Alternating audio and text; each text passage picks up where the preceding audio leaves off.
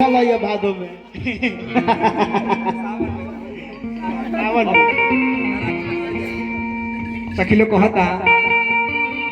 आईने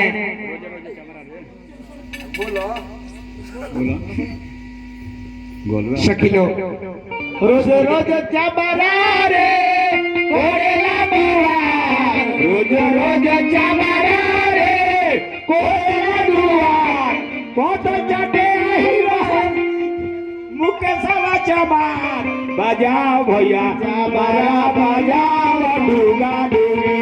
बावन जोड़ा पूरी में हमने हरी तोहार खाई घरे डाले जइबे तोहार बोधा न कुटाई गोर बाटे चबरा करिया भऊ जाई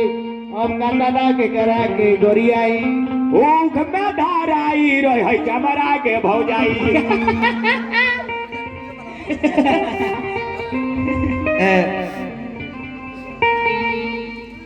व्हाट्सएप भेजो नहीं हो व्हाट्सएप पूरी टका फिर ऐसे काम फरिया जाए 20 रुपया बे एगो फ्रूटियो ना भेटाई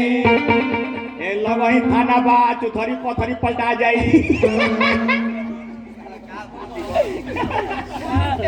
कम से कम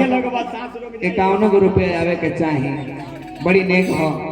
बड़ी सुंदर 20 रुपया पर होई चबरा ना बजाई कितना चाहिए कितना चाहिए रुपया 2051 रुपया सखी लोग आवता कहता अरे इगर मलकिनी सीधे ले लेत रहली है अनाज पानी 1 किलो चाउर आ 2 आलू आ ना होगा तो एगो यहाँ के मलकिनी के एगो फाटल ब्लाउज के पीस दे दिलो गावे ला कहे ला छोट में पहनी कि कामना बने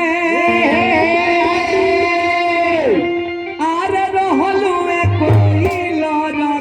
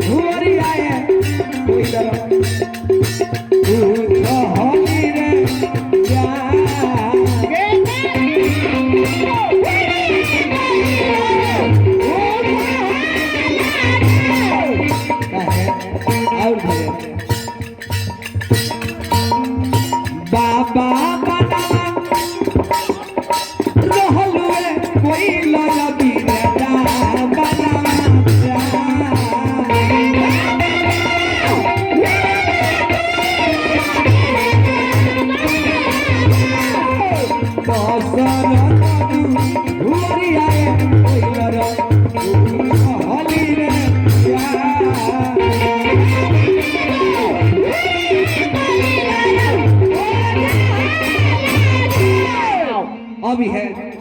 मतारी बहन गई आजा के माटी कोरल